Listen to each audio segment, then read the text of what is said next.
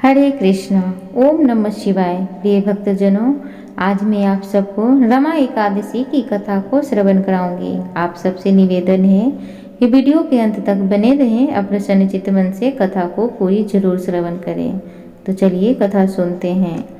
रमा एकादशी का व्रत कार्तिक मास की एकादशी तिथि के दिन रखा जाता है। जो व्यक्ति एकादशी का व्रत करता है उसे वैकुंठ में स्थान प्राप्त होता है। साथ ही धरती लोक पर जब तक वह रहता है उस पर भगवान विष्णु की विशेष कृपा बनी रहती है। आइए यहाँ पर पद्म पुराण में वर्णित रमा एकादशी की कथा को श्रवण करते हैं। युधिष्ठिर ने पूछा, हे जनार्दन, मुझ पर आपका कोह है, अतः कृपया करके बताइए कार्तिक कृष्ण पक्ष में कौन सी एकादशी होती है। भगवान श्री कृष्ण बोले, हे राजन, कार्तिक के कृष्ण पक्ष में जो परम कल्याणमयी एकादशी होती है वह रमा के नाम से विख्यात है। रमा परम उत्तम है और बड़े बड़े पापों को हरने वाली है। पूर्व काल में मुचुकुंद नाम से विख्यात एक राजा हो चुके हैं जो भगवान श्री कृष्ण के भक्त और सत्यव्रती थे। निष्कटक राज्य का शासन करते हुए उस राजा के यहाँ नदियों में श्रेष्ठ चंद्रभागा कन्या के रूप में उत्पन्न हुई। राजा ने चंद्रसेन कुमार शोभन के साथ उसका विवाह कर दिया। एक समय की बात है, शोभन अपने ससुराल के घर मंदरांचल पर्वत पर आए। उनके यहाँ दशमी के दिन आने पर समूचे में ढिढोरा पिटवाया जाता था कि एकादशी के दिन कोई भी भोजन न करें। डंके की घोषणा सुनकर शोभन ने अपनी प्यारी पत्नी चंद्रभागा से, अब मुझे इस समय क्या करना चाहिए, इसकी शिक्षा दो।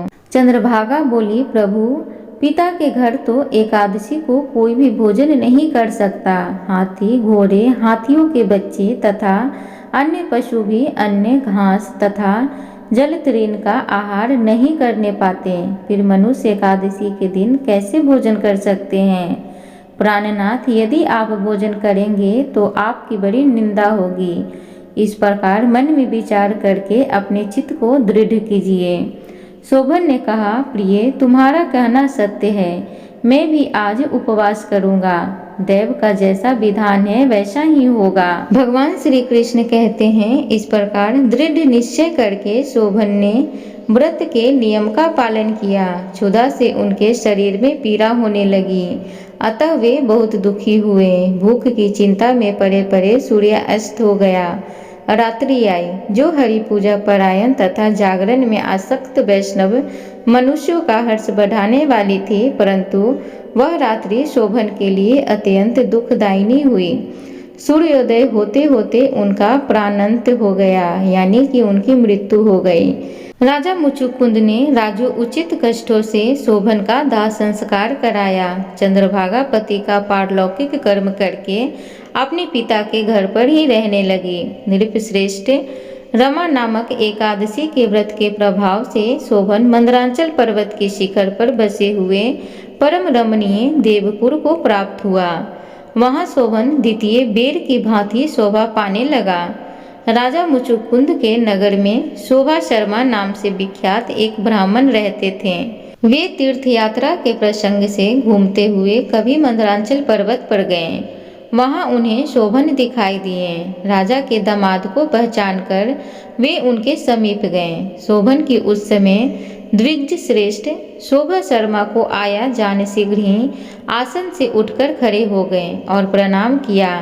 फिर क्रमशः अपने ससुर राजा कुंद का प्रिय पत्नी चंद्रभागा तथा समस्त नरक का कुशल समाचार पूछा।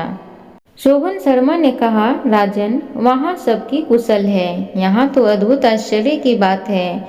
ऐसा सुंदर और विचित्र नगर तो कहीं किसी ने कभी नहीं देखा होगा। बताओ तो सही, तुम्हें यह नगर की प्राप्ति कैसे हुई। शोभन बोले, द्विजेंद्र, कार्तिक कृष्ण पक्ष में जो रमा नाम की एकादशी होती है उसी का व्रत करने से मुझे ऐसे नगर की प्राप्ति हुई है। ब्राह्मण, मैंने श्राद्धहीन होकर इस उत्तम व्रत का अनुष्ठान किया था, इसलिए मैं ऐसा मानता हूँ कि यह नगर सदा स्थित रहने वाला नहीं है। आप मुचुकुंद की सुंदरी कन्या चंद्रभागा से यह सारा वृतांत कहिएगा। शोभन की बात सुनकर सोम ब्राह्मण मुचुकुंदपुर गए और वहां चंद्रभागा के सामने उन्होंने सारा वृतांत कह सुनाया। सोम शर्मा बोले, सुबह मैंने तुम्हारे पति को प्रत्यक्ष देखा है तथा इंद्रपुरी के समान उनके दुर्लभ नरक का भी अवलोकन किया है। वे उसे अस्थिर बतलाते हैं, तुम उसको स्थिर बनाओ। चंद्रभागा ने कहा, हे ब्राह्मण, मेरे मन में पति के दर्शन की लालसा लगी हुई है, आप मुझे वहां ले चलिए। मैं अपने व्रत के पुण्य से उस नगरी को स्थिर बनाऊंगी। भगवान श्री कृष्ण कहते हैं, राजन, चंद्रभागा की बात सुनकर सोम शर्मा उसे साथ लेकर मंदराचल पर्वत के निकट वामदेव मुनि के आश्रम पर गए। वहां ऋषि के मंत्रों की शक्ति तथा एकादशी के व्रत के प्रभाव से चंद्रभागा का शरीर दिव्य हो गया तथा उसने दिव्य गति प्राप्त कर ली। इसके बाद वह पति के समीप गई। उस समय उसके नेत्र हर्षोल्लास से खिल रहे थे। अपनी प्रिय पत्नी को आई देखकर शोभन को बड़ी प्रसन्नता हुई। उन्होंने उसे बुलाकर अपने वाम भाग में सिंहासन पर बिठाया।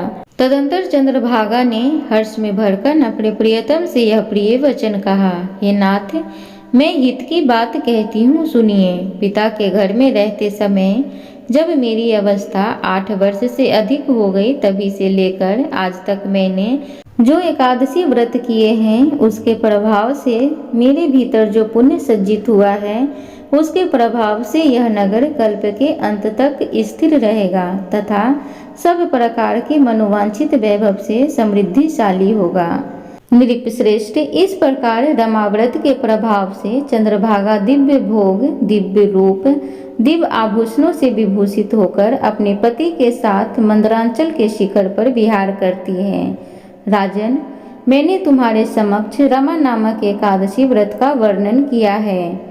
यह चिंतामणि तथा कामधेनु के समान सब मनोरथों को पूर्ण करने वाली है। मैंने दोनों पक्षों की एकादशी का पापनाशक महात्म्य बताया है। जैसे कृष्ण पक्ष को एकादशी है, वैसे ही शुक्ल पक्ष की भी है। उनमें भेद नहीं करना चाहिए।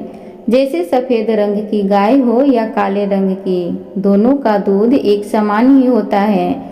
इस प्रकार दोनों पक्षों की एकादशियों समान फल देने वाली हैं। मनुष्य एकादशी का महात्म्य सुनता है, वह सब पापों से मुक्त होकर श्री विष्णु के प्रतिष्ठित होता है। एक बार बोलिए, श्री हरि नारायण भगवान की जय, लक्ष्मी माता की जय। प्रिय भक्तगण, तो इस प्रकार रमा एकादशी की व्रत कथा थी। उम्मीद करूंगी आज की कथा आप सबको अच्छी लगी। तो प्लीज़ चैनल को लाइक शेयर सब्सक्राइब जरूर करें। कमेंट बॉक्स में हरि नाम का जयकारा जरूर लगाएं। धन्यवाद।